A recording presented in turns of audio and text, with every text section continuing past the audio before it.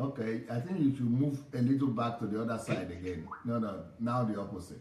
Now the opposite. Yeah, that's good. That's good.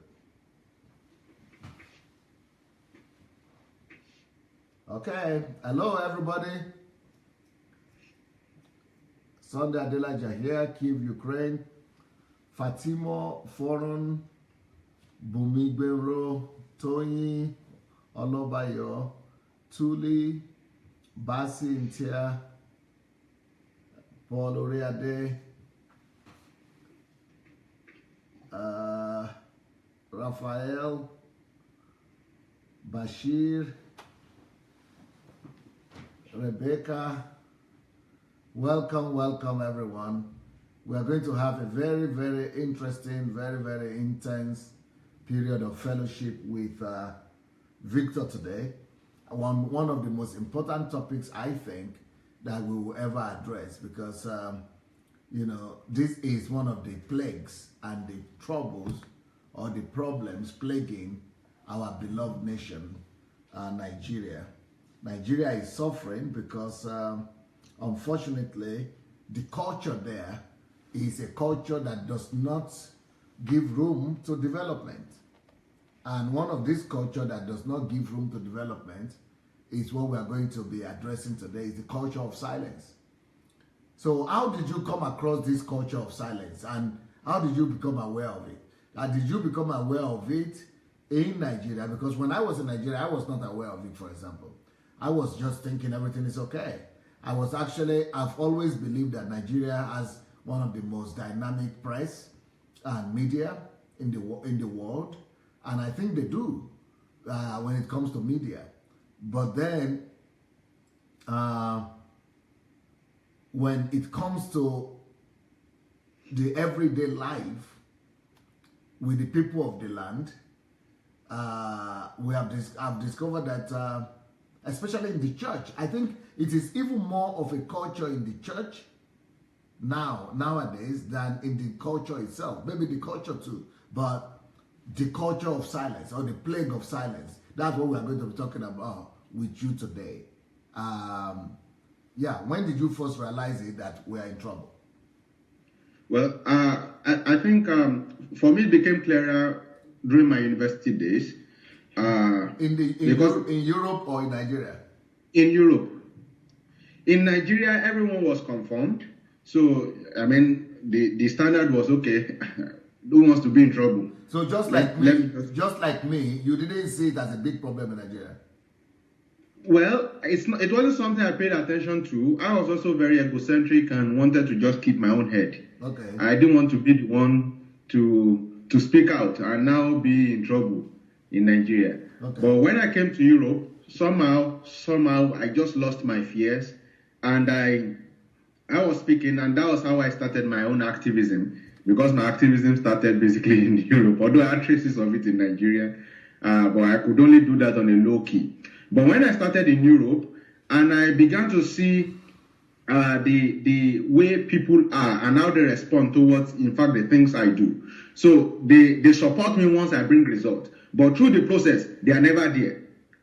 In fact, through the process, I'm their problem. I'm not the one trying to solve anything for them. I am the cause of the problem they have. They forget that the problem started before me. But the fact that I put my mouth into it now, and the university or the rector is shouting the more, now I have become their problem. The typical Israelites in Egypt mindset. So that was what I saw. So I was like, oh, this is trouble. Because then, I was always the culprit. Only few people saw the things that I was doing until I bring results. No support. I was always the bad guy. My own was always too much. It was until result comes. And it's only when results come that they now say, oh, Bamisaye is the nice guy. So now when they have trouble, they now know to come to me. But through the process, I stood alone. So that was when I first realized that we were in trouble. But I did not realize the magnitude until I began to look into the church sector, and some of those, a majority of those were influenced by you, especially when you taught on this topic. And I began to open my eyes wider that no, this thing goes beyond the political. And for me now, I now saw it's deeply rooted in culture. But again, having spent so much time with you and seeing you analyze things, not just the periphery, but to go into the deep, to the depth of why is this thing happening, I've also been able to realize that there are certain things that influence culture. There are certain things that influence and have and shape culture. And one of the biggest influences on culture in today's world is religion. So it means whatever is acceptable or not acceptable in religion, we definitely, at least to a degree of 80%, at least, will definitely not be acceptable in a certain culture. And so that's why you look at Nigeria now, you see different people and different tribes, but one thing that unites them as a creed usually is religion. The religion, and they take the culture of the origin of that religion. For example, if we are Christians now, we begin to take on ourselves the culture of the Jews, the culture of the Israelites, so to say. So, and we lose our own culture in it. So, I've been able to see now that, okay, yes, there's a whole lot that deals with culture here, no doubt. But in this new age, in recent times, there has been more of the influence of culture more of the influence of religion on culture. So right now, whatever we find admissible in culture is what religion has allowed it to be in most cases. So now I've been able to see that yes, in real sense, when you look at religion, it encourages silence. It makes a victim out of those who dare to speak against it. It's a stronghold that it has become something that nobody dares go against what the tenets of that religion or the leader of that religions are. And so you find that people cannot speak against religion, and as such, it does not just affect them in the sphere of religion, it affects them in the political sphere, it affects them in education, it affects them in almost every sector of life. So that's what I've been able to discover, sir. But it became clearer after you taught on the topic, the plague of silence. Yeah, but when I began to talk about that plague of silence, everybody thought I was just going to do one message. Because what can you say?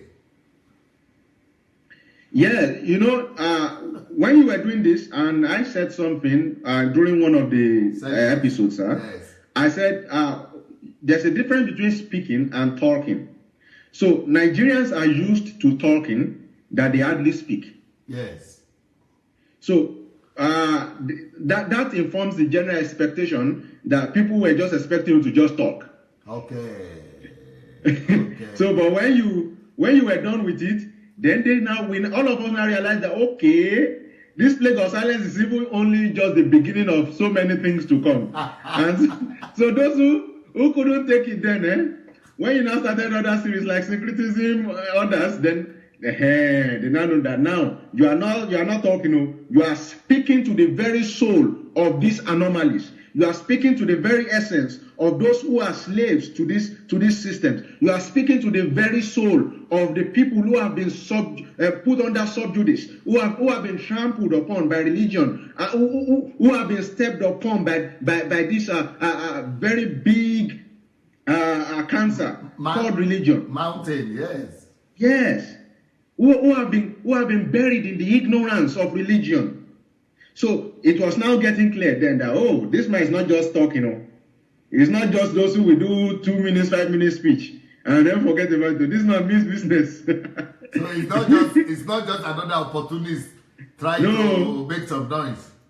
Yes.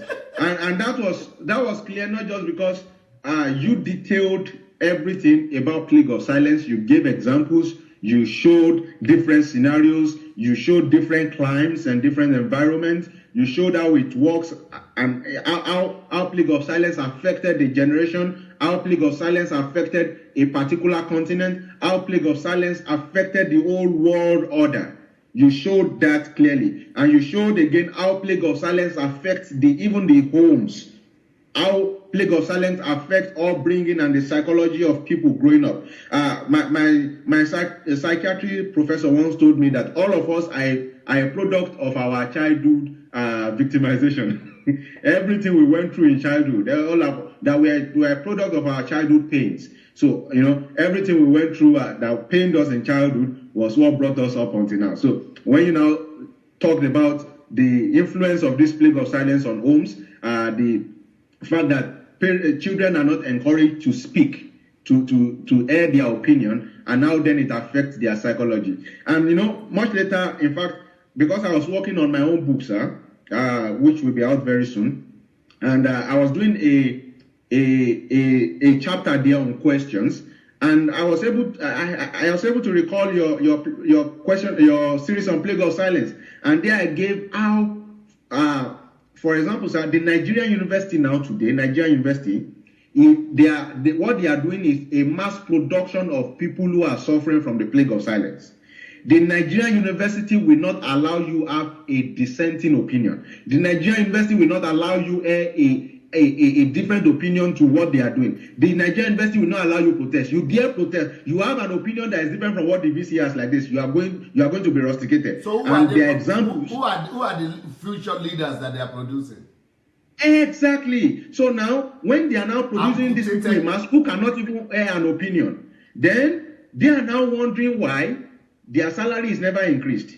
They are now wondering why nobody is speaking for them when things are not going well for their welfare. Who will speak for you? You have only produced people who can never talk. So now the society is full of half-baked people who cannot even have an opinion and stand up for it, who cannot stand up against certain policies. Because all through while they were in your university, what you did was subjugate them. You only made them you made them animals who cannot air opinions, who cannot talk about what they like or what they don't like. They cannot even demand their rights. So this is what the Nigerian University has produced, and that's what we have all over Nigeria.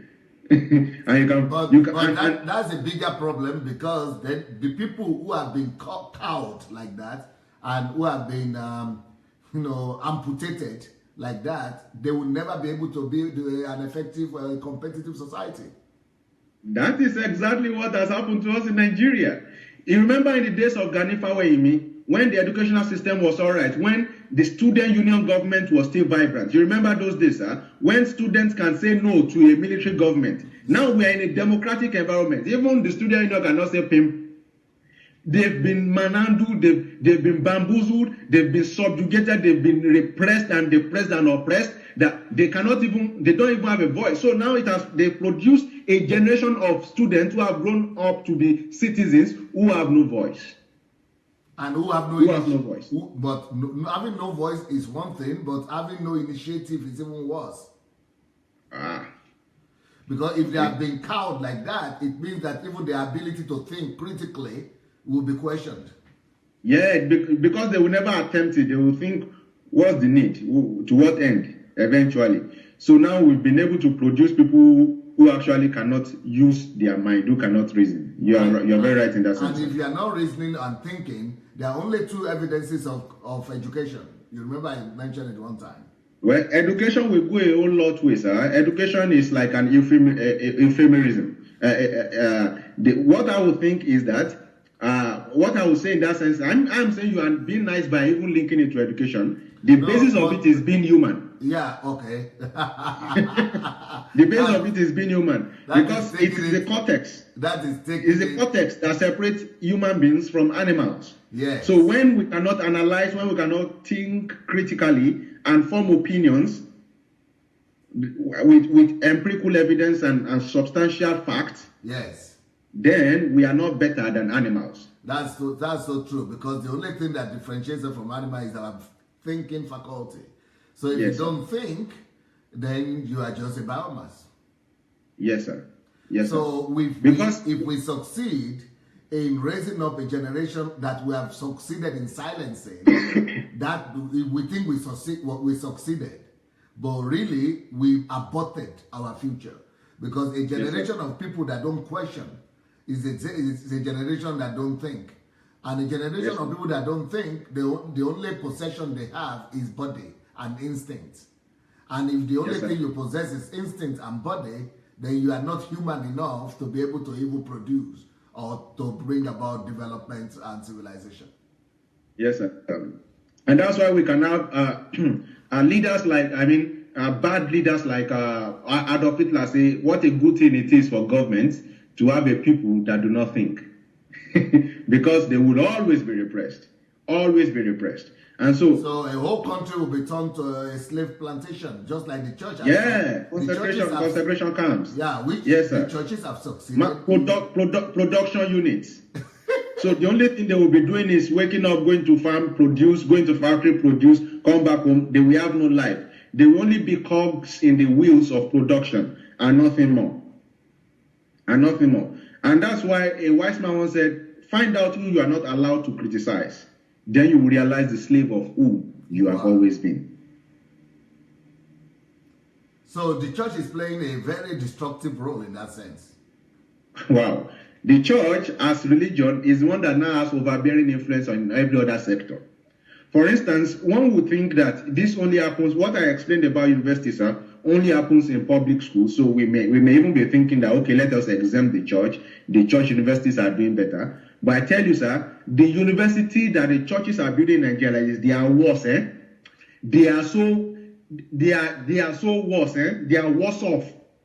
Because you never achieve anything by saying you are taking away the right or freedom of expression of a people because you want to train them. That is never done.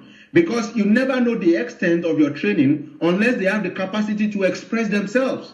So, for example, you have a university that does not allow phones because you want to stop pornography. No, that does not attest to anything. They will have holiday and do everything they've always missed. So, if the universities are actually producing the thing they think they are doing, and they're producing righteous people to the country, then why have we not been feeling their effect since the beginning of all these private institutions? Sir, a certain university, I think it was Redeemers University, if I'm not wrong, expelled a student union leader who had written his final exam and was only waiting for convocation. Why? Because he wrote an article that the university perceived was against the university and the vice chancellor. Can you imagine? Plague of silence. A university, an SUG leader who had written his final exam, they rusticated it. Private school. In this Plague of Silence series that I'm doing, yes, sir. that we are reviewing right now, I said one of the sessions I call it the culture of silence equals the culture of evil. Yes, sir. Yes. So if the culture of silence is what is celebrated in our society today, is that the reason why we are evil? Yeah, you in that episode, sir, you spoke a lot about any culture that encourages silence is a culture of evil. Is a culture that breeds evil. Is that not too harsh? No, it's not harsh. It is the truth. That's exactly what we're talking about when we're using the examples of these universities. When we're using the example of what they have built into the people they produced into the society. Because now, once they have been conditioned to never speak about anything, once they've been conditioned to never speak about what they indeed see and are not comfortable about, the conditioning doesn't just wear off. The conditioning stays with them because that is the effect of conditioning. You can remember, you've been in Russia for so long, but there was a Russian scientist named Ivan Pavlov. Yes. Ivan Pavlov demonstrated a lot of experiments that dealt with conditioning. Yes. Once conditioning is done, to recondition or to remove it, it's another hard work.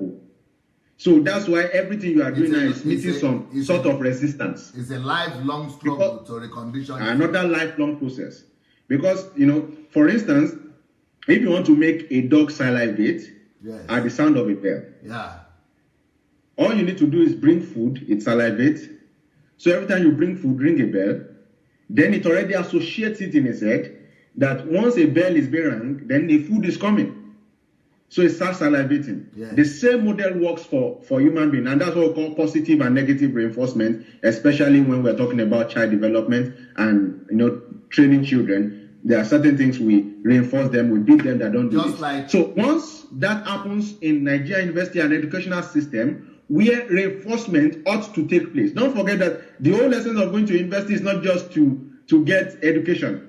The ability. It's not just to receive formal and go to classroom. It's about the formation of societal principles. That is where speakers are being made. That is where economists are being made. That's why they have different clubs and societies in the university. Most importantly, where thinkers are being produced. Where thinkers are being made. People who shape the society. So when you have now conditioned their mind, that once you have a different opinion, that you see something that's not good, just keep quiet.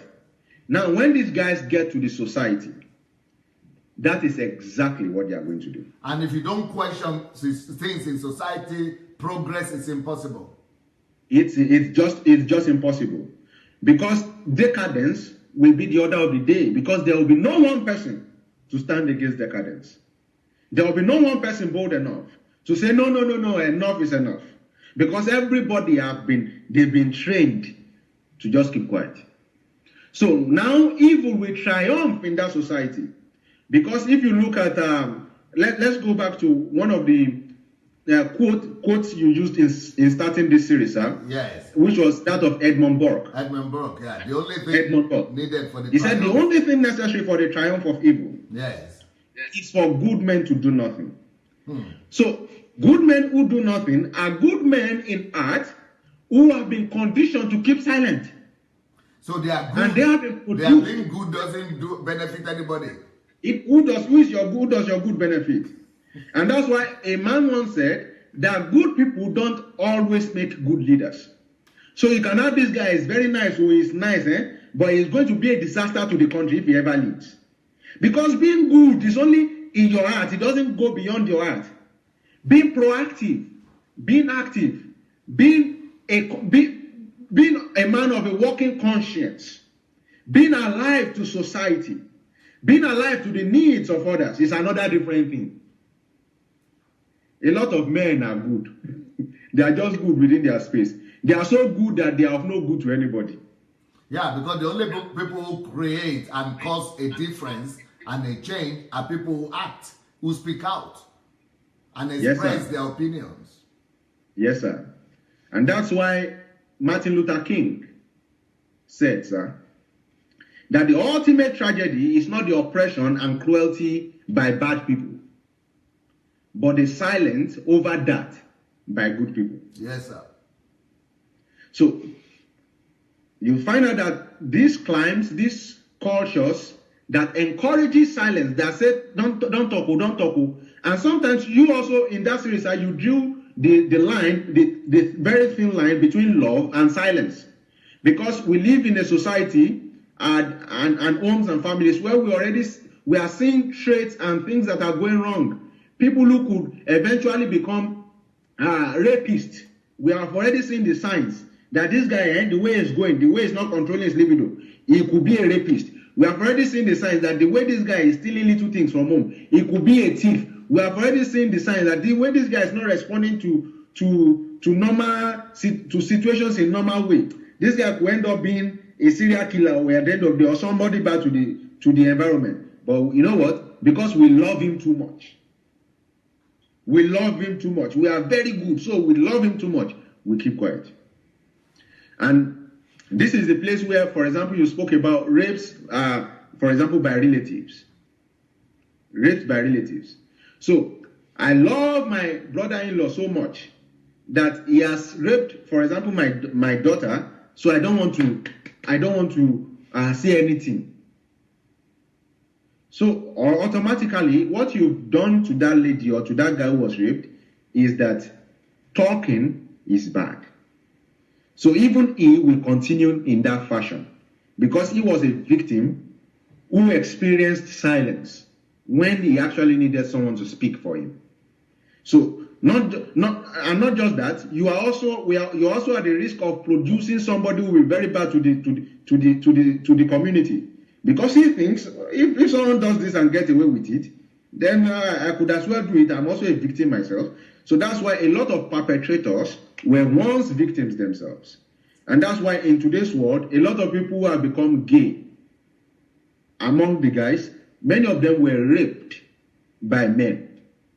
And so there was nobody to speak against it, nobody to talk against it for them. So they just took it as norm. And that was the beginning of all of their troubles. So Any culture that celebrates or encourages silence in any way, in any manner, is that culture, is that tribe, is that climb that is evil.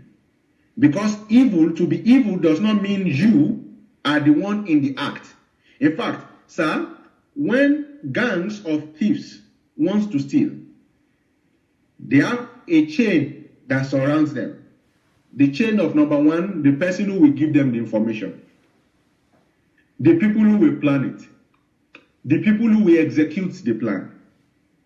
Now, all of these people may not be doing the same thing. So you find out that the person who gave the information, or the person who saw, he could identify someone who stole but kept quiet. He is even as bad as those who stole. And that's exactly one of the things wrong in Nigeria today, because corruption has been enhanced by people who will not talk when they see corruption. By people who, they saw the very act of corruption but kept quiet. And so that's why when the federal government implemented the whistleblower policy, it was yielding some sort of fruit for them. Because now they were with that whistleblower policy, they were encouraging more people to talk. But should it have to take you getting a percentage of the money before you learn to talk? Then you find out that is not even, it was not even encouraged by a culture. It was just encouraged by egocentrism and the gain that they will make. By greed. Yeah, by greed. But if it were to be by culture, then wherever people see evil, they speak out. They talk. And that is how climes, nations that are known for their honesty, that was how they built it. Now, people who are condemning me, and most of the people who are challenging what I do, are challenging this basically because they think it is against our culture to challenge an elder. And it is against our culture to question an elder. And that what I'm doing is not just anti-culture, but anti-God, and in fact, they call me Antichrist right now. So, but that's why they didn't know. I know that you now understand why I had to do this series on the plague of silence, because I was preparing everybody, building a reason and an explanation for what I was going to do. Because I did this series before this whole me going out to really call out people. But so that they will know that there is a philosophy behind what I'm doing. And this philosophy is God's philosophy. And it is the philosophy that leads people and nations to become great.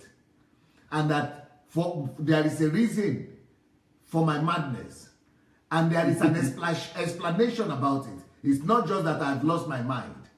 So, do you think listening to this series will really be of a great help to people right now who are confused? That, okay, he's speaking the truth. He's speaking the truth. But why should he call people's names? He's speaking the truth. Because they don't understand the power and the importance of this issue that we're addressing right now, the plague of silence. How would this series help people to really understand, because you are doing the same thing. How would it help them to understand what we are doing? Okay. So let me say this. I'll try to juxtapose two different things. One is the one you mentioned on the series while you were teaching it. And I will quote it maybe in terms of in paraphrase, or I can't remember if that was exactly how you said it, but that was what you said. You said truth must be the ultimate. I think this is where my paraphrase comes in now. Not emotions or opinion. Yes, sir. Truth must be the ultimate. And I was reading a post by someone online this week, and the person was saying, I'm not good at singing human praises, but Pastor Adelaja, you are my hero. And he was saying, for example, that do people think it's easy for you to have sacrificed your relationship with these highly placed people to do what you're doing? I mean, these are places you were being invited to, that you were being celebrated, and even till today, one will see that none of them have been able to come out to criticize you publicly. it shows the enormous amount of respect that they have for not just you, but also what you've been able to do over the years, and also the truth that you are speaking now. Because I mean, the moment they do that, then they would introduce you more to many of the members anyway. But is it easy to have sacrificed? Was this thing worth it? This thing you are doing now, is it worth it to have sacrificed all of the accolades you received from these people, all of the invitation? No, I mean, these people, you were there. All of them were very happy to associate with you. Many of them called you friend. Many of them called you father. Many of them called you son. Many of them called you associate. They invited you to speak. I mean, some of the videos are there. At what cost would you be doing all of these things? Is it at the cost of your reputation? And that's what you said in the video. Anytime that truth is considered less to reputation, then you do not know who you are serving. Because you are either serving self or you are serving the truth.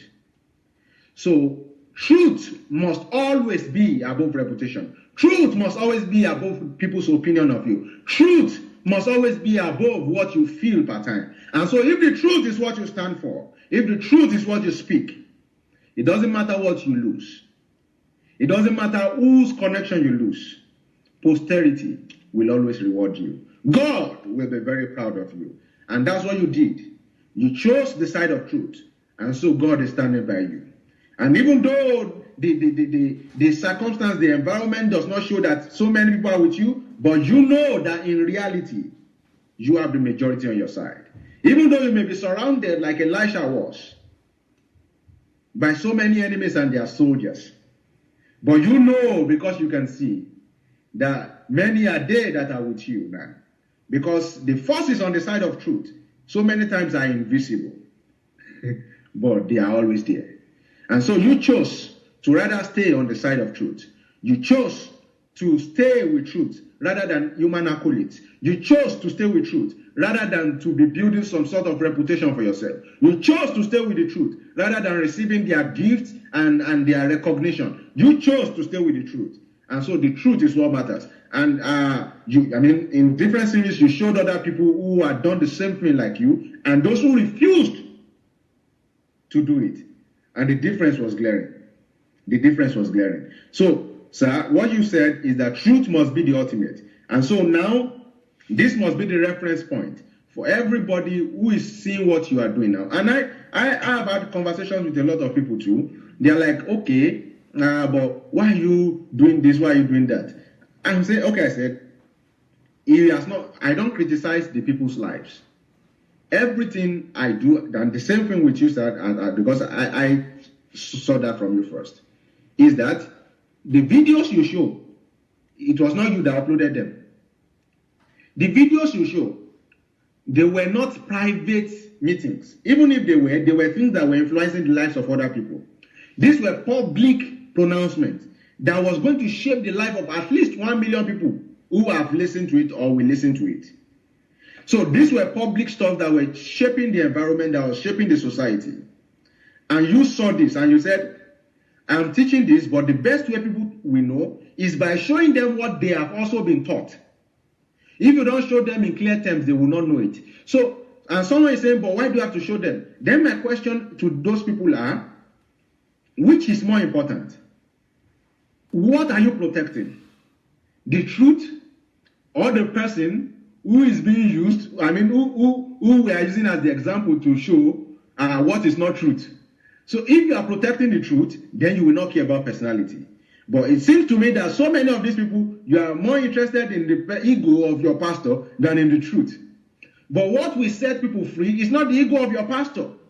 Your pastor may be humiliated today, but if the truth is out, the truth will set everybody free, including your pastor.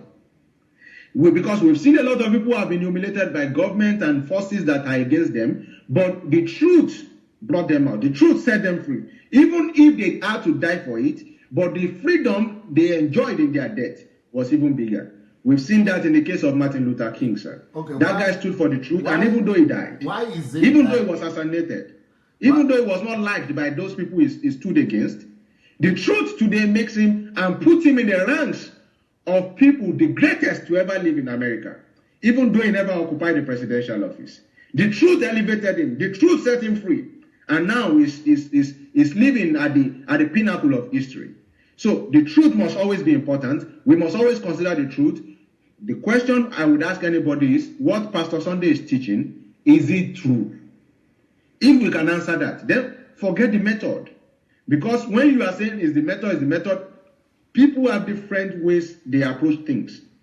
All of the methods we've been using so far, how much result has it brought?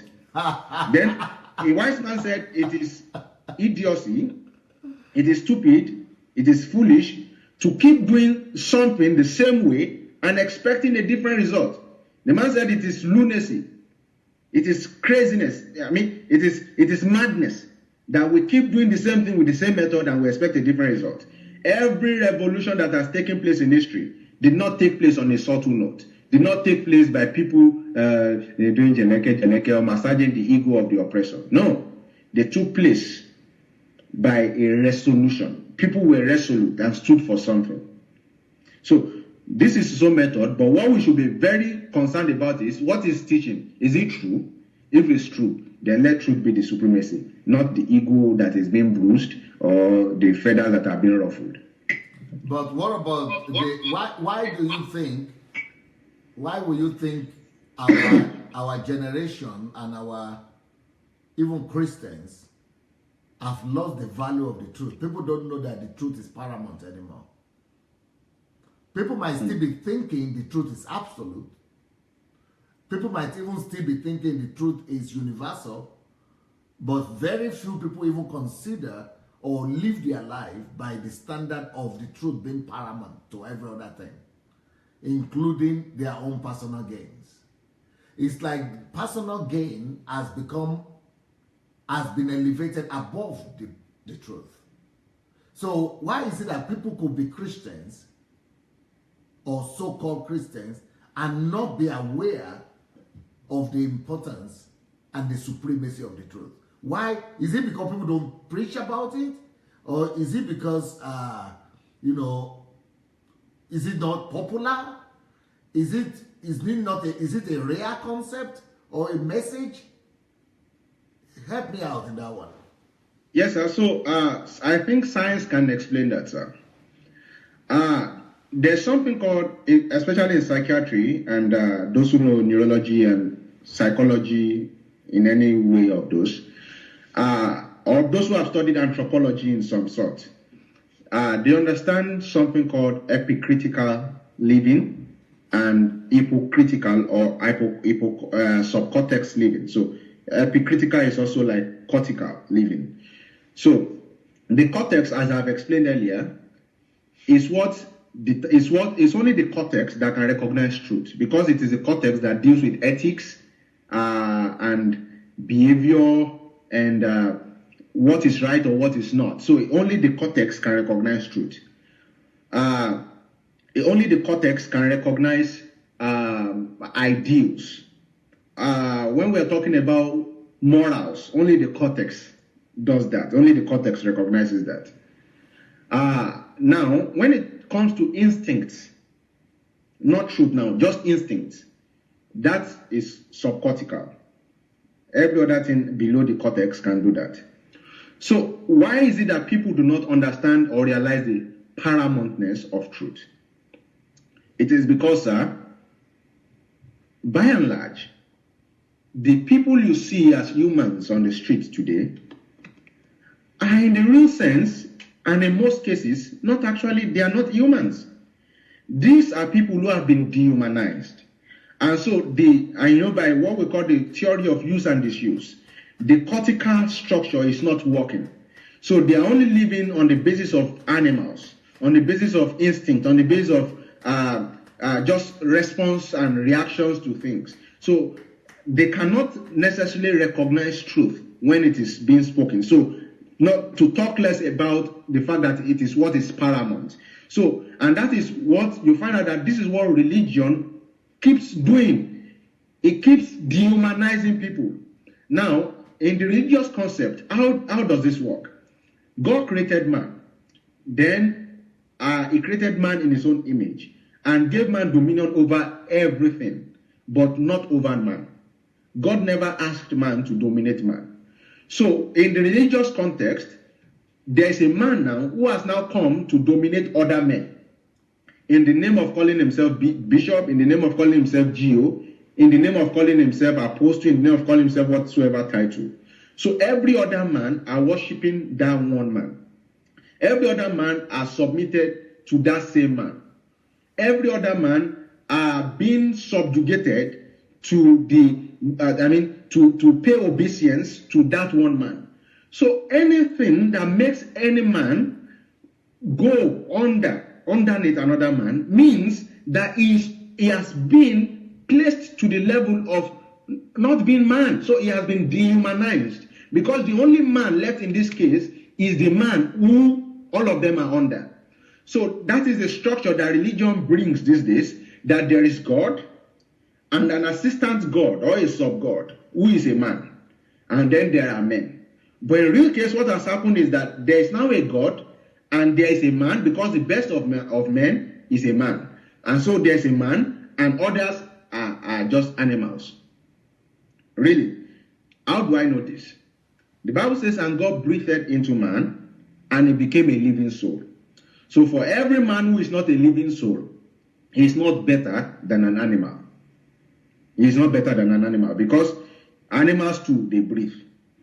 Animals eat. Animals, they produce. Animals, some of them, they even walk. So the same thing that man will be doing, but he never lives in dominion, because he has been subjugated by another man. So he cannot really understand aesthetics. He cannot really understand truth. He cannot really understand what the paramountness of truth, because he himself is not a man. He's not a man. So that is what religion, that's what it does now. Keep producing people who are no longer humans. So they are not men, they are mouses. Or at least you can call them persons, but they are not personalities. But God is interested in man, God. Man, God. Man, God. He does not want an interference. He does not want an intermediary. He does not want anyone to connect with him. God is not in need of a third party. God can connect with you just as you are. Just as you are. And I made mention of this, even in the Old Testament, when the Spirit of God was not within. A certain man was named Jabesh. And in the story of Jabesh, I saw a man that said, Lord, change my situation and enlarge my coast. In that story, I was amazed, because in those days, you had to go through a priest. In those days, to hear from God, you have to go to a prophet. How come is it that this man, even in the days that the Spirit was not upon, he was not a priest, he was not a prophet, but he could cry out to God and God could hear him? I was just imagining.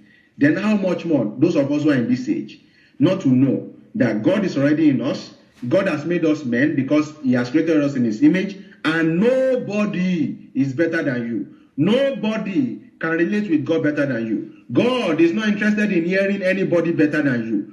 God is not interested in listening to another person before he listens to you. God is not interested in someone coming to represent you. God is no longer interested in that. And that's why in this dispensation, there's no office called the office of the priest. There is no ministry called the ministry of the priest. So, but what are they doing now, sir? Now we have fivefold ministry, sir. We have priests, we have prophets, teachers, apostles, and evangelists. Do you know, sir, that one person who has been called into just one of these offices now, what he does is that he does not even pay attention to what is the calling of this fivefold ministry. You know what he does, sir? He reverts to the old. And you know, sir, he does not now even pick one ministry in the old. Because in the old ministries, we have threefold ministry, which was king, priest, and prophet. Yeah. So he now takes everything together. He is now the king, he is the priest, and he is the prophet. Even in the time of the old, only about 2 people ever had the 3 ministries together. Only about 2. There were not more.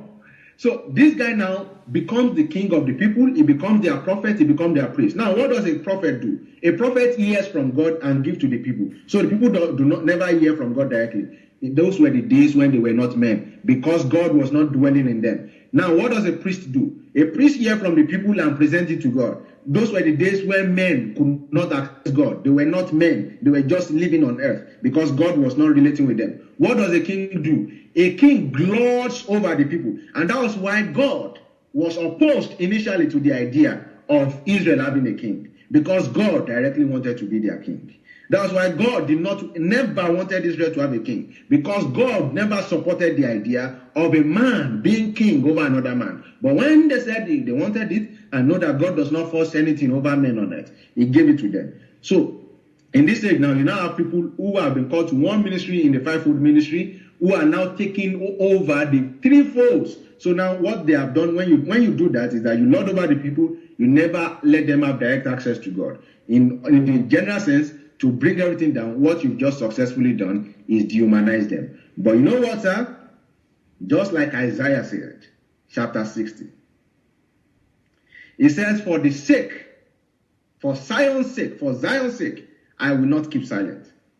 For Jerusalem's sake, I will not remain silent till our vindication shines out like the dawn and our salvation like a burning torch. So this is what you've seen. You've seen an evil under the sun. You've seen this evil under the sun. And you are saying you will not keep silent. And I'm very proud. I am very happy to be a part of that team that is speaking out for the liberation of Zion. That is speaking out for the proclamation of the independence of Jerusalem. And in this case, we mean the church, we mean the people. Tell them the series that we are reviewing now and where they can find it. Sir? Tell our people, our viewers, the series we are reviewing and where they can find it. Oh, yes. So the series we are reviewing now is called the Plague of Silence. The Plague of Silence. So you can find it on YouTube. If you go to Dr. Sunday Adelaja, so you can just type Sunday Adelaja on YouTube. Then you see his book here, his library on YouTube, and then you can search Sunday Adelaja official. Official, okay. Then you can see the different series is done, or you could just type Plague of Silence Sunday Adelaja on YouTube. Then it will bring it out for you, and I think it will be a very interesting watch. At least, not just will it inspire you to always speak, it will also let you understand the basis of everything that we are doing here and everything Pastor Sunday is doing. It's not that he hates the people, it's just that he loves the people too much, that he wants the mandate of God to be fulfilled over them in his own age. He is one who has said, as long as I am alive, God has found a vessel. He is one who has said, as long as I am alive, evil will not triumph. He is one who has said, as long as I am here, if it is only one person who is going to speak, then I'm ready to be that one person. Then you understand why the man has certainly went mad, has certainly gone mad. And mad in this case is making a difference. What do you think? What are the points you mentioned in the beginning, the main points that I'm making, and I was making in the teaching, where Plague of Silence has, really been established and how it has plagued us everywhere, from the family to the school to the all those areas. And can you go back to that aspect again? Yes, sir. So first of all, let's start from the family. When elders are talking, children are never allowed to air their opinion. And so in this case, they never say anything. In fact, we've seen cases where a child was raped, was molested, but because every time she wants to talk, they always tell her to keep quiet. So in this case now, she wants to talk, but she is thinking of how her parents will react to that. So she kept it to herself. We've seen cases where a child saw something that was going to happen, maybe a gas leaking, and she is thinking, if I go and tell my parents like this, they will shout or scream at me, So in that case, she keeps silent until the whole house got burnt. But she saw it. So when we in the family do not allow our children express themselves, then what we are doing is that we are building in them a very wrong self-concept. And people who develop a wrong self-concept never speak when it matters. They never speak where it matters. They never speak in situations that warrant their opinion. They never speak in places that cry for their opinion. They never speak in events that demand for their voice. Why? Because they were brought up with a wrong self-concept. So please, my appeal to parents is encourage your children to speak. That's the way you can help them express themselves. So if they express themselves, even you can be able to see what you need to help them with, what you need to help correct, But if they see you and they are scared to express themselves, I think that is not just bad parenting, but you are building a bad self-concept in that child, and that child will be a part of the society, and the society will never be good for it. So again, another sector is the school. The school does not allow people talk. You just must allow. You just must conform. Do you know what it is like, sir, in Nigerian school? Teacher is teaching. Oh, do you understand? Everybody says, yes. But I have been in so many of those that, do you understand? Really, I did not understand anything, But I will do what? I will say yes. So how do you expect me to pass? How do you expect me to know? Why? Because if I say I don't understand, the first knock I am going to receive like this, they are going to say you are a dollar, you are this, you are that. It took some of us to come abroad and realize. In fact, the first time it happened to me, actually, to be truthful, was in Nigeria, in a private school. I had missed about 13 weeks while I was processing, because I was in a medical school before I came to Ukraine. So I had missed 13 weeks of resumption because I was processing my visa to Ukraine. So when it was not like, it wasn't clicking, they were delaying me, I just had to go resume school. And there was this teacher who was teaching physiology then, and I went to her and said, I've missed so and so week. And she told me that, don't worry, just come to my office anytime, I am going to teach you personally everything. So if you know how my self-esteem, my self-worth rose up, I felt important. I felt like someone could see me. I felt like I could actually, because what I was even going to meet her for is to give me the download of the materials that I need to go and study. But she said, come, I will teach you. Now, but I have been in school all those while. I could never say I don't understand. Nobody was going to listen to me. Then many of us came abroad and we realized that you don't understand like this.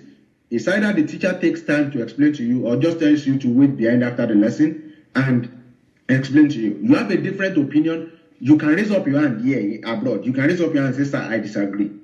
And the teacher will ask you, okay, explain, what do you mean? Why do you disagree? I'm interested in your opinion. And so many times we've seen cases where the student was right and the teacher will say, well, you're right. I did not see it in that light. You understand? But in Nigeria, you dare not say, I don't understand. You dare not have a different opinion from your teacher. Who are you?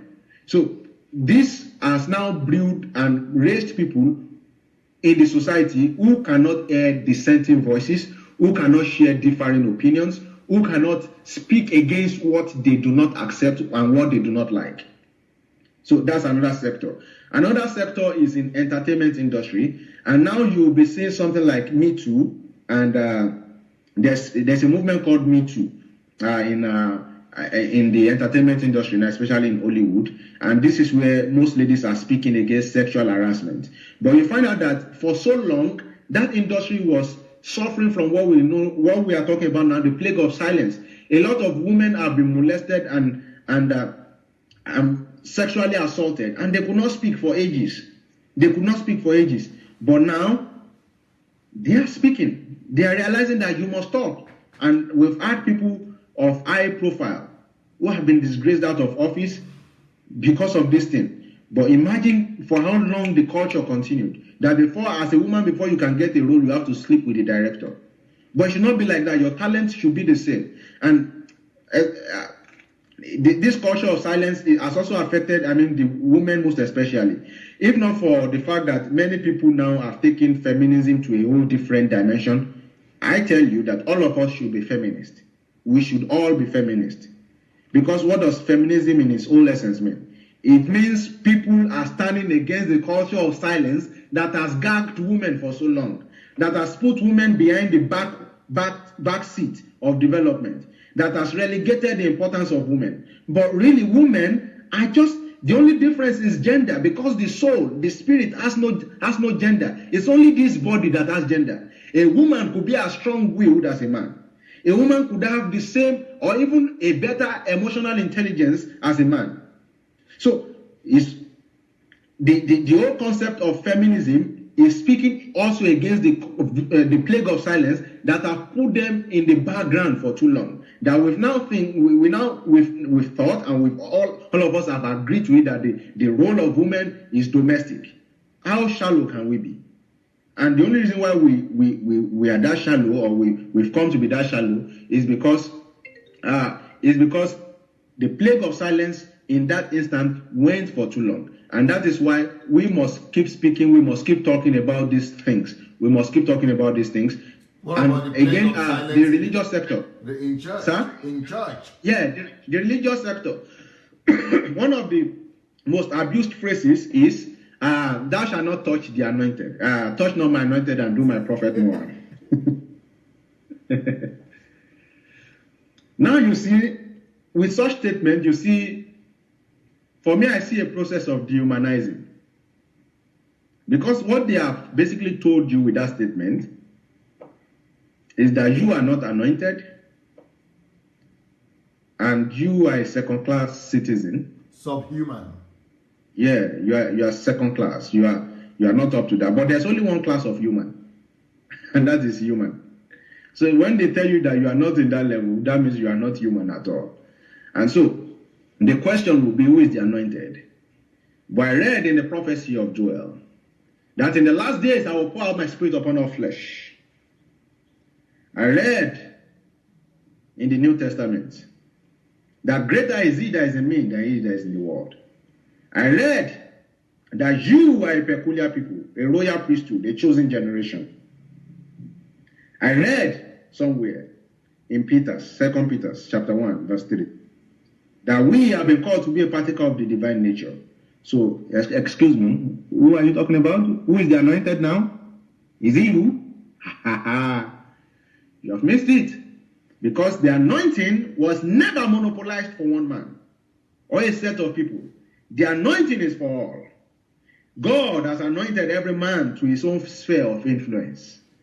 And so, to ever think that the sphere of influence, or the only way to change Nigeria, or to change Africa, or to change your world, is to be behind the pulpit or to be in politics, you, my dear, are the biggest, we'll call it ignoramus or ignorant person or a fool of all time. There are spheres of influence that every one of us have been anointed to impact, ranging, sir, from politics to economics to craft making to designing to building to engineering to geology, different places where we have been anointed to manifest the glory of God. And so it's an anomaly. It's an anomaly of not just nature, but also the divine. To think that the only one who is anointed is the one who is standing behind the pulpit. And you see again, sir, the whole concept of altar. I think we've addressed that in paganism and syncretism series. The whole concept of altar that we have in the church, we have an altar, is not just paganistic, it is antichrist. Because what Christ came to do was to link the pew and the pulpit, to link the altar and the congregation, the inner room and the inner court and the Holy of Holies and then the outer court, to link everything together so everything becomes where God is. But now what we now have is we have altars that only specific people, these anointed people, can come into. So now they've made themselves big, that you are too small and you must never speak. But in the real sense, you have been anointed, and in your anointing, you have been made. Certain truths and secrets have been revealed to you. That when you get those truths and you get those secrets, you must speak, because it was never about them; it was about what God said to you. So this particular mindset is an inferiority complex, and that was what killed the young prophet in the old times. The inferiority complex of thinking that another person is better than you. If God gave you a message, you must speak it without fear or favor. Yoruba people have an adage. They say it is the one who sent us that we fear, not the one who we have to deliver to. So if I have a message that concerns Adeboye today, I am going to speak without fear or favor. If I have a message that speaks to Bishop Oyedepo today, I am going to speak without fear or favor. Because what I'm most concerned about is, what I'm saying, is it the truth? What I'm saying, is it within the ramifications of the will of God in this time? What I'm saying, is it what God wants me to say as of now? That's what I'm concerned about. And if those parameters are met, I don't care whose ox is God. Because no personality is bigger than God. And no personality is bigger than me before God. So what about not one? What about all these challenges that we are having in Nigeria right now? The most famous people who are really voicing this out now is that the phrase, who is a half caste with a white mother, and then myself, who has lived in out of Nigeria for 30 years.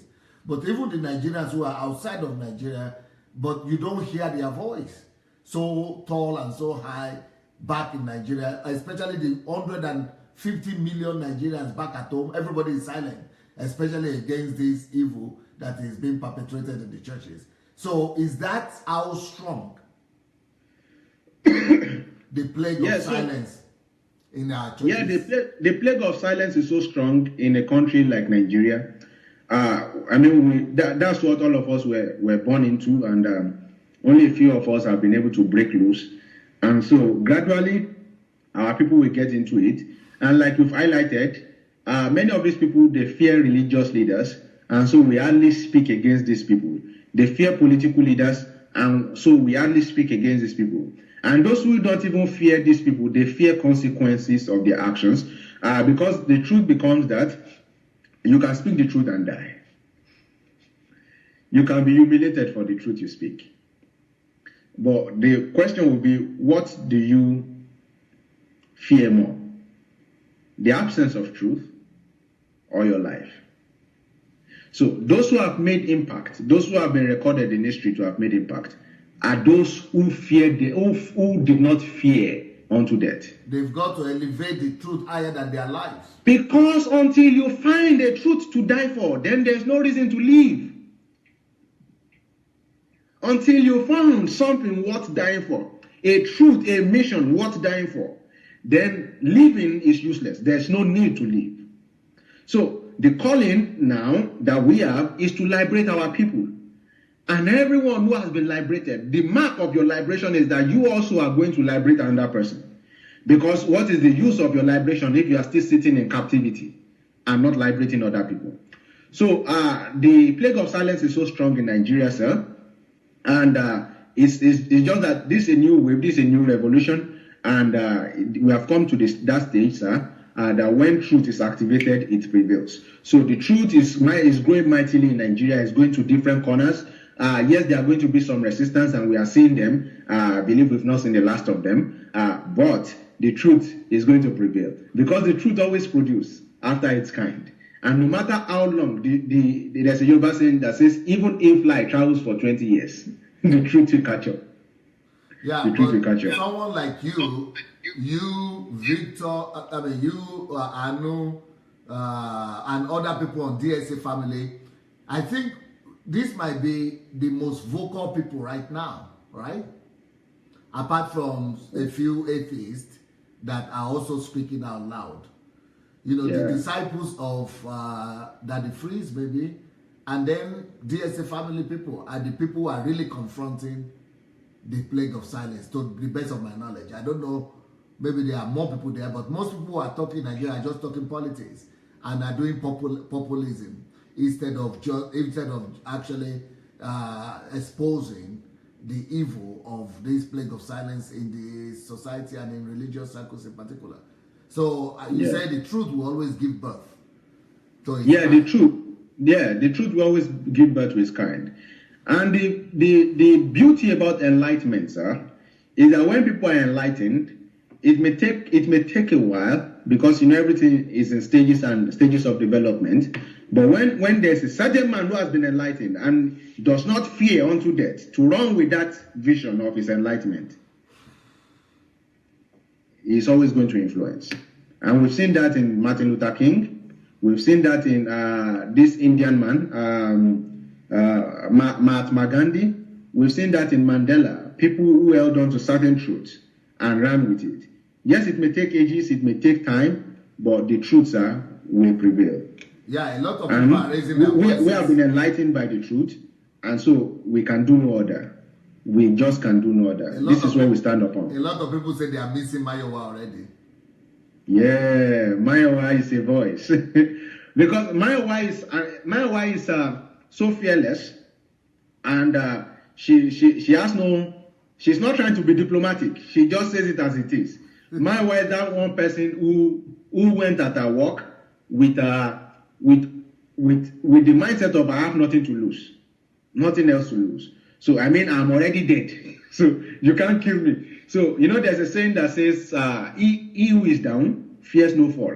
I'm already grounded in Jesus, so there's no way I can fall. So Mayowa, I hope she comes back very soon to continue what she's doing. She's done a very massive work, and a lot of people have been able to at least resonate. And one thing I've been able to see, and this is why I encourage every other person to speak. There are certain people that somehow, probably because of what they've heard about you somehow before, they don't want to listen to Dr. Sunday. But when Bamisaye Victor is saying it, they listen. Some of them think also, not even that they don't want to listen to you, because of your caliber, they also put you in the light of how those guys are. And so they want to listen to someone who they think they can ask questions. So they are thinking, if I listen to him now, I can't ask, they don't ask all these geos questions. So they don't come. So, but when Bamisaye Victor is doing his show now, they know, oh, this one is still growing up. I can ask him questions. So they listen to me. So what am I saying? There are different people like that in our sphere of contact, who necessarily will not even know Pastor Sunday, who probably have read one or two things, or somehow have some personal this thing that they don't want to listen to him, or who think that he's too big to be approached, although they don't know that this man is the simplest person to approach. But they know that they can approach you, they know they can ask you questions, and so that is why even you must speak, even you must talk, even you must raise your voice, you must speak against this silence, and let us break the plate. Because with Mayowa, all of them will call her, write all kind of things against her, and talk all kind of things against her, all kind of things, but they will not show up during my own program to challenge or to write. There was a time I was observing, right? On my watch show, there will even be more views than when you come in the evening. Yes. So that just shows the influence of losing our own self, forget about your reputation, and just stand for the truth. And I'll tell you, sir, between last year and now that I've started this series, in fact, if I post a picture on Facebook now, and let's say I have 100 engagements, I will tell you, sir, 98% of those are people who have just met in this few times. It's like I never knew anybody all my life. Why? Because by the time I started speaking, then I was standing up for something different. I was cut out from the ordinary. So there were a lot of people who were indifferent about me. And so because they were indifferent about me, there was no really mark for what I was doing. But when those who were indifferent about me kept short, and they some of them even unfriended me, some of them they deleted my number, some of them, in fact, one even said, because I was speaking against, I was speaking against this middleman, and I was using his pastor, Apostle Suleiman's video. Then he said, who are you? Who are you to be saying all of these things? What have you achieved in life? You are not married, you don't have car, you don't even have a job, you don't even have money. So what are you saying? Who are you to be talking all of these things? I said, okay. So this is even this one's problem. That I don't have money, I don't have a wife, is even your problem, all of this. Not even the substance of what I'm saying. So I have lost friends, I have lost people, but what has happened is that the people who I have lost were people who were indifferent to me anyways. But the people who I have gained, even those who actually do not stand for what I'm saying, but are always even coming to comment against it. Now, I am something to them. Till one day, maybe they will be convinced enough. But I have to be consistent to the truth that I know. And I have to stand against it, not minding the reputation. Not minding the reputation that it brings. If I will lose friends, let me lose. What about your family or relatives or people who were your friends? Well, some people calling you to express their concerns that you are coming under negative influence of Pastor Sunday. Well, yeah, a lot. Some of them, or maybe just telling you to be careful. Yeah, some of them thought that. Some of them were telling me to be careful. In fact, in Ukraine like this, there are some pastors who have told their people, right, that they should never listen to me. They told their members that they should go and block me. And you used to be their president. even though you used to be their president. Yeah, yes. Then they should go and block me. And the good thing against that is that doing things like this and standing up for something, it takes away from your life people who will never stand up when it really matters. People will never show up when it really matters. So when the people you always have around now are people who will stand up when it matters. You will always see them.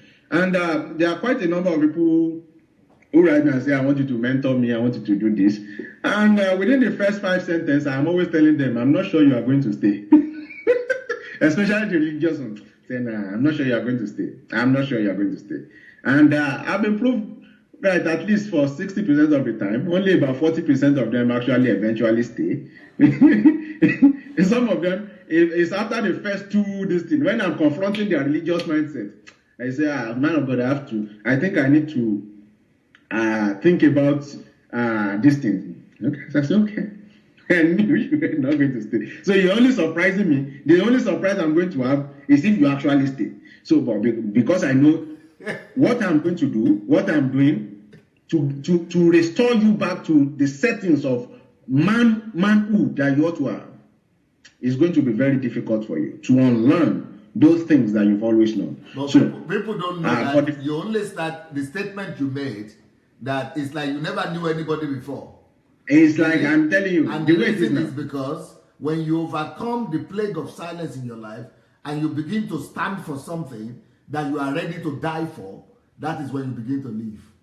Yes. You begin to live when you begin to stand for something. Yes, sir. That's very true, sir. We must always stand for something. So there are 3 people I would like to mention before we end today, and that's Dietrich Bonhoeffer. Yes. The guy who left America to go stand against Nazi.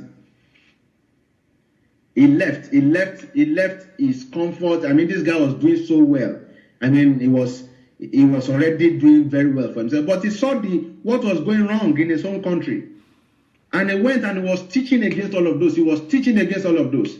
He was speaking up until they took him and killed him. But again, till today, he is very well known. He is very well known. What he stood for is respected. It has become a legacy. It has become a legacy. Yes, he lost his life, but he stood up. But the millions who have not lost their lives, who are still alive, we don't even know them. It's more famous. It's more famous than the one. He who is dead is more important than the one who is alive. Yes, sir. Because he stood up against the evil of his time.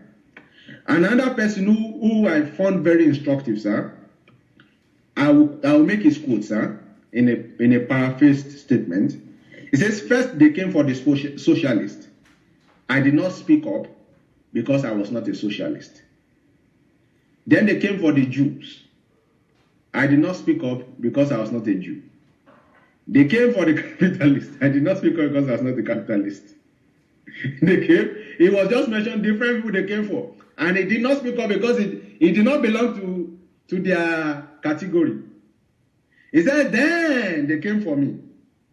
And there was no one left to speak for me. This was the guy who made a pact with Adolf Hitler. That, don't worry, you can be doing what you are doing, but don't come for my people. And Adolf Hitler said, okay. And he was a pastor. No? He was a pastor. Adolf Hitler said, okay, I've heard you. I won't come for your people. I'll just be doing what I'm doing here. It's just here. I'll be killing other people. It's not. I won't come for people. Then Adelaja was killing, the guy kept quiet. Adelaja was killing, the guy kept quiet. Okay, for those of you who may be wondering, his name is Martin Nemola. Martin Nemola kept quiet because Adolf was not coming for his people. Adolf was just killing the Jews, killing the socialists, killing different people. But one day, they just besieged it and took him like this. That consecration camp, he went there. That was when they realized that,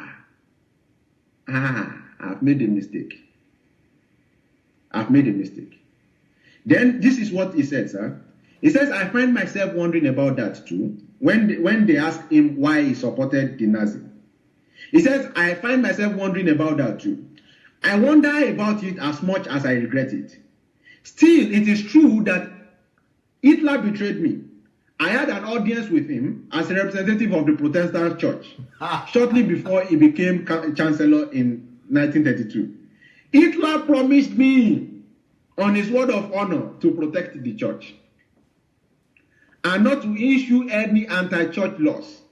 He also agreed not to allow pogroms against the Jews, assuring me as follows: there will be restrictions against the Jews, but there will be no ghettos, no pogroms in Germany. So the guy was so assured, that, okay, they are going to make life hell, but they won't kill them back. So he kept quiet, as long as he was able to cut a deal for the church. And that's the same thing that is happening in most of these churches today. Listen, Pastor Sunday Adelaja has never been, will never be under the undue influence of these pastors. He will never be a victim of these pastors. But why is he speaking out? Why is he speaking out? That must be the question. Because one day, if you cannot answer that too for yourself, you will just realize that yes, you are not a victim now, but let me tell you, you may not be a victim now when the process is going on, but sooner or later, you are going to be a victim of the production of these people. Because one day, there will be an important thing you want someone to speak against, and you will be the lone voice, because you would have people who have been dehumanized and cannot hold opinions. You will just find out that you have a lot of bodies around, but you have no body. And that is the most painful thing, sir. It is the most painful thing that you can see you all around you, there are bodies, but there is no body.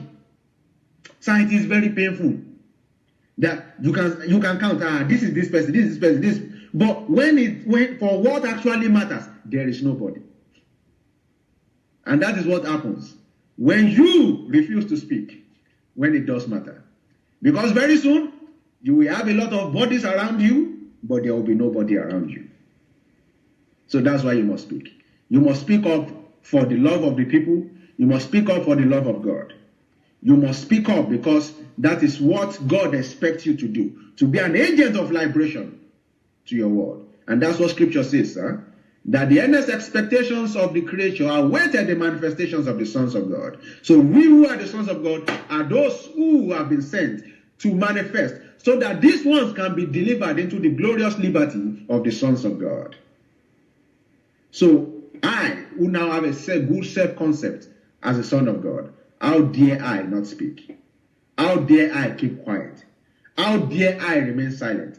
How dare I live under the auspices of the plague of silence? I dealt with the vestiges of the plague of silence long ago. And I can tell you, I'm bold to say it, and I am proud to say it, that I am a voice of liberation to this generation. I mean bold to say it, and I'm proud to say it anywhere, that I have been liberated, I have been enlightened, and this I can do, and I can do no other, but to speak when it matters, to speak where it matters, to speak in circumstances and situations that demands for a voice. And this is one of the failures of the youth in these days. We now have people who have no voice. We have people who have no voice, but yet they have a choice. So now there's a choice but there's no voice and there's no voice. But if only we can deal with the plague of silence, then we would have a generation that can use their voice to voice their choice. Beautiful. When does your program come out and how frequent? Yeah, my program is on Tuesday every week.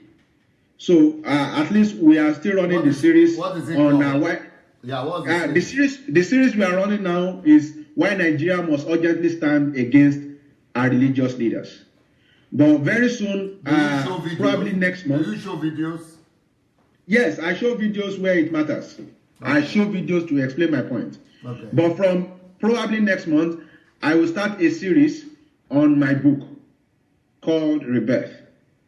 How values can transform a nation as complex as Nigeria.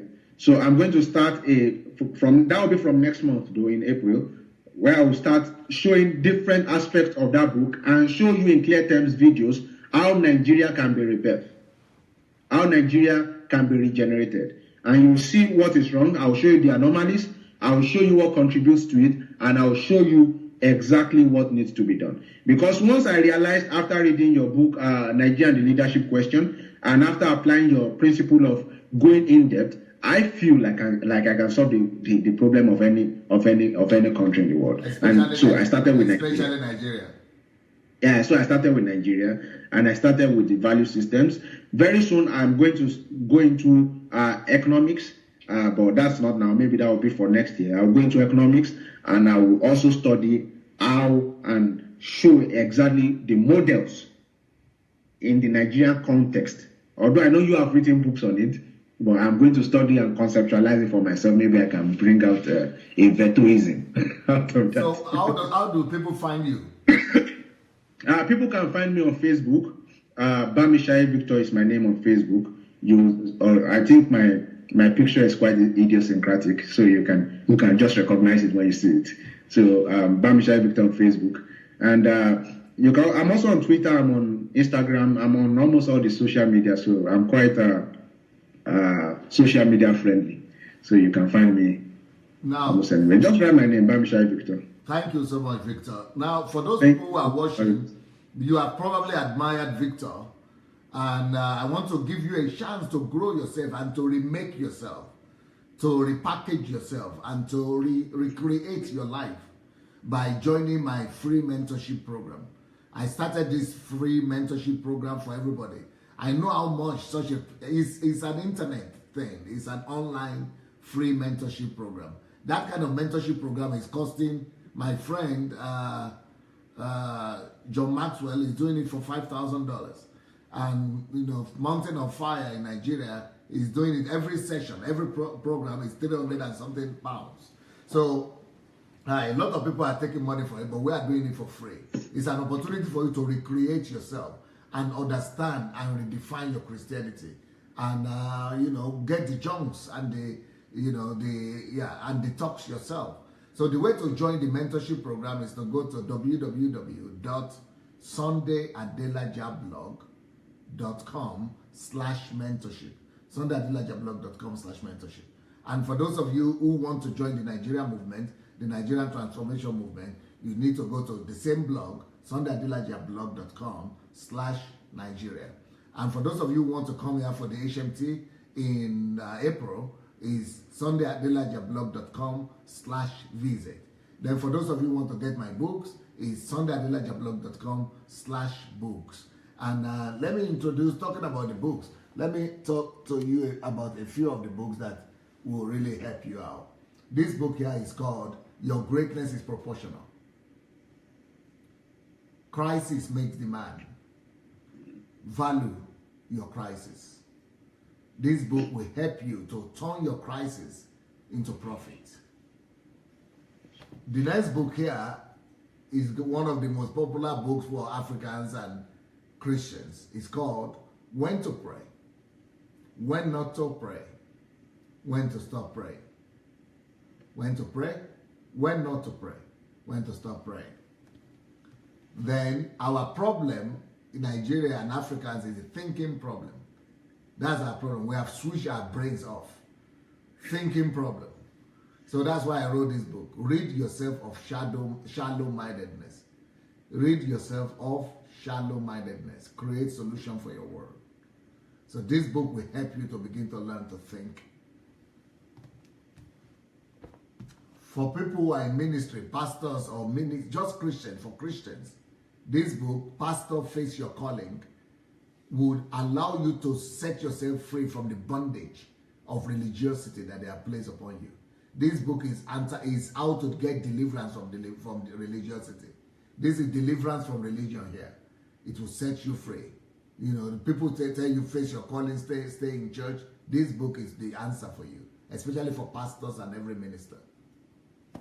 Then, for people who are complaining, we have Nigerians, especially in diaspora, who are always complaining. Oh, things are not working for me. Oh, this problem, that problem. Well, this book, Why Am I Unlucky? Is your answer. Everybody is thinking they are unlucky because some demons are after them, some spirits, some witchcraft, some, generational curses.